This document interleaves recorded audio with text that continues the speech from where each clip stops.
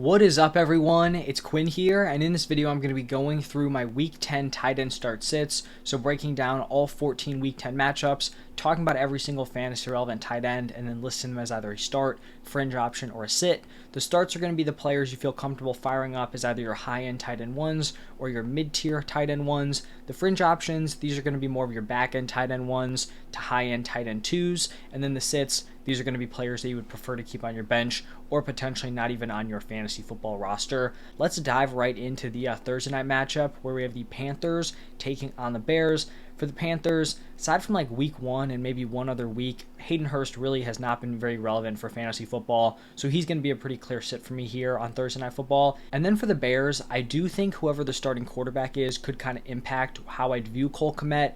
He had a really rough first game with Bajent, but since then, the last 2 weeks, he has put up 2 very impressive fantasy games, so I'd say he's a pretty solid start if Bajent is at quarterback. If it's Fields, he could still be like start adjacent, but he's probably more of a back-end tight end one if Justin Fields is at the quarterback position, but I still think he's playable either way. Now shifting over to Sunday, we have the Colts taking on the Patriots. These are going to be 2 pretty clear sits for me. For the Colts, they're just running a tight end by committee here, so Kylan Granson definitely going to be a sit for me. For the Patriots, Hunter Henry actually had a decent day last week, but it was really his first relevant game since the first 2 weeks of the season. Just not a lot of consistency week to week. Maybe with the injuries at the wide receiver position, he starts to become more relevant, but at this point, not someone I want to be firing up in my fantasy football lineup.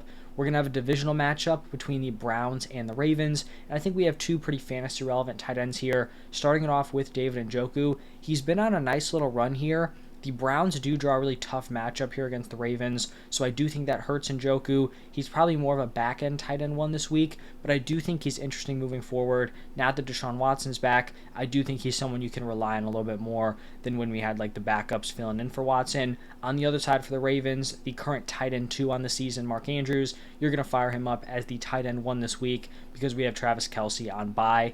The next matchup is going to be the Texans taking on the Bengals, and for the Texans here, you got to fire up Dalton Schultz as a strong start. Kind of interesting here with Schultz because 4 weeks into the season, he was at risk of being pretty much a complete non-factor for fantasy. In week 4, he had his first solid fantasy game, 13.2 PPR points, but his route participation actually saw a huge drop-off. It fell below 50%. He didn't really do much in the first 3 weeks, but at least his usage was solid in terms of his routes. Week 4, it totally fell off, but then from weeks 5 through 9, he's averaging 16.3 PPR points per game. He's gone for 60 or more yards in 3 of the 4 games over that stretch. He's averaging 8.3 targets per game over the last 4, and I think he's someone that you can start in your fantasy football lineups with a lot of confidence moving forward. Then for the Bengals, actually all 3 of these tight ends were pretty involved on Sunday Night Football, but they are just running a full-on committee here, so I would be wanting to sit all of these tight ends here for the Bengals. So Irv Smith, Tanner Hudson, and Drew Sample. The next matchup, probably one of the better tight end matchups this week, the 49ers taking on the Jaguars. I think both these guys are pretty clear starts.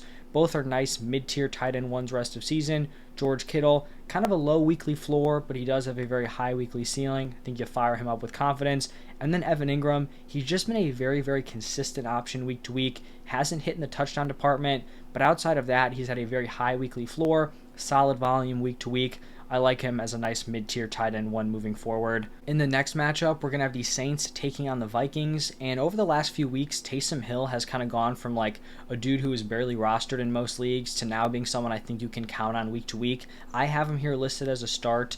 And he's coming off his most complete game of the season in terms of just being involved in every single facet of the offense. He is emerging as a key piece in this Saints offense. So looking back at week 9, he had 11 carries, 5 targets, and a pass attempt. So he's had certain games where he logs a lot of carries. He's had other games where he runs a lot of routes and sees a lot of targets, but he hasn't really been able to blend the passing, rushing, and receiving together in a single game. That is what he did in week 9. He's consistently very involved on the goal line, and not just as a rusher. He had a 3-yard touchdown pass, obviously near the goal line, and then he also caught a 1-yard touchdown pass. So he really is like a triple threat once they get near the goal line. A few weeks ago, it was pretty tough to trust that Taysom Hill would have like a locked-in, consistent weekly role, but he just continues to be more and more involved in this offense, and he's actually producing with these opportunities. It's not like they're empty touches. He is balling out. He actually out-carried Alvin Kamara in week 9. He was also more efficient on the ground. And then they both actually saw the same number of targets. So Taysom Hill has earned a solid workload. I think he's going to continue being involved. Now, is he going to replicate his week 9 production every single week? No.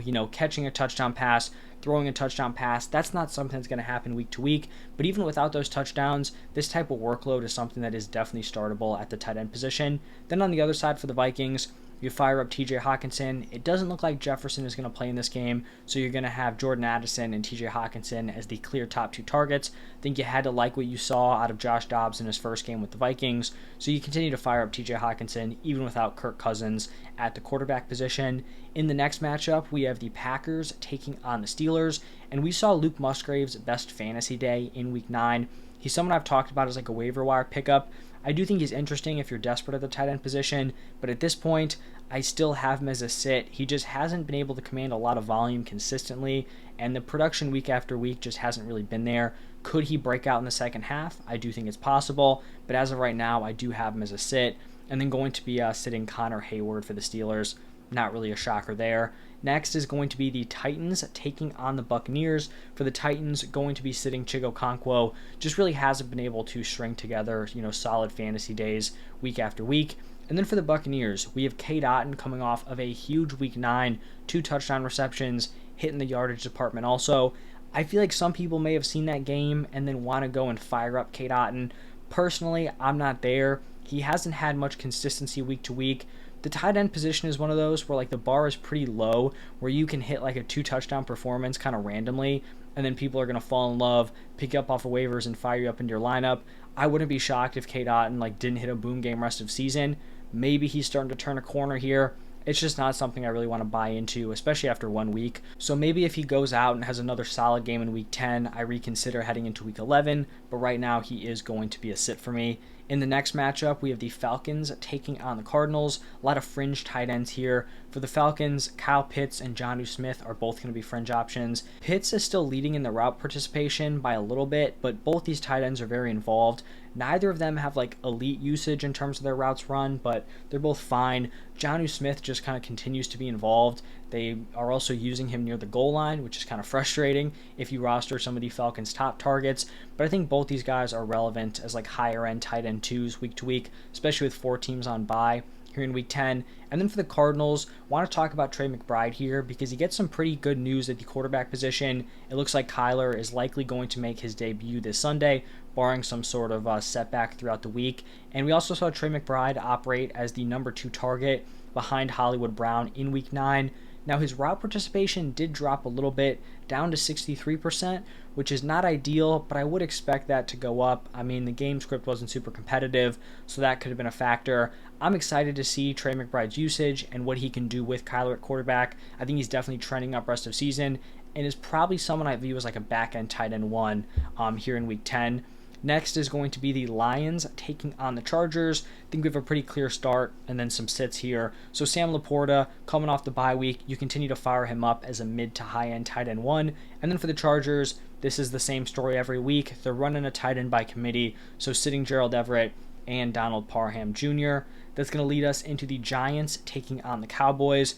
Darren Waller going to miss some time, and the quarterback position is just a mess for the Giants. So definitely going to be sitting Daniel Bellinger, plus a tough matchup here against the Cowboys. Definitely not a good look there for the Giants tight end position. For the Cowboys, I have Jake Ferguson as a start here. He put together an elite 89% route participation in week 9 against the Eagles. It was his best game of the season. He was targeted 10 times, caught 7 of them for 91 receiving yards and a receiving touchdown. I think he's someone who's going to continue to break out rest of season. I feel like he's a probably mid to back end tight end 1 for the remainder of the 2023 season. In the next matchup, we have the Commanders taking on the Seahawks. I feel like Logan Thomas is the definition of a fringe option. He's going to be a fringe tight end 1. That's what he is in terms of his point per game number. I believe he's a back-end tight end 1 at this point, but a lot of those guys are very clumped together. So he's going to be a fringe play for me. If you play him, it's fine. Obviously, you don't have an elite option at the position, but definitely someone who's playable week to week. And then for the Seahawks, still a committee here, going to be sitting Noah Fant. Next matchup, not great at the tight end position. Jets taking on the Raiders. Tyler Conklin, going to be a sit. Only offensive weapons I want to start for the Jets are Breece Hall and Garrett Wilson. And then for the Raiders, Michael Mayer kind of started to improve on his usage. Unfortunately, the Raiders haven't been able to put together really explosive passing games, so when you have Devontae Adams and Jacoby Myers involved, it's going to be tough for a third weapon to really kind of firmly break out, so he will be a sit for me at this point. And then the final game of the week, Broncos taking on the Bills. For the Broncos, Adam Troutman is a pretty clear sit for me, and then for the Bills, I think you can fire up Dalton Kincaid with a lot of confidence here. He logged a 98% route participation on Sunday Night Football. That is absurd usage at the tight end position. He has put together 3 straight big games. 3 weeks ago, he went 8 for 75, then he went 5 for 65 and a touchdown, and then he went 10 for 81 in week 9. I feel like he's a mid-tier tight end one at worst moving forward, really starting to break out. First round pick, you have to feel very good if you have Dalton Kincaid on your roster moving forward. And that's going to wrap it up for all the week 10 tight end matchups. Hopefully this helps you figure out the tight end position in your lineup this week. If you guys enjoyed the video, hit that like button, subscribe to the channel. Thank you all for stopping by, and I will see you in the next one.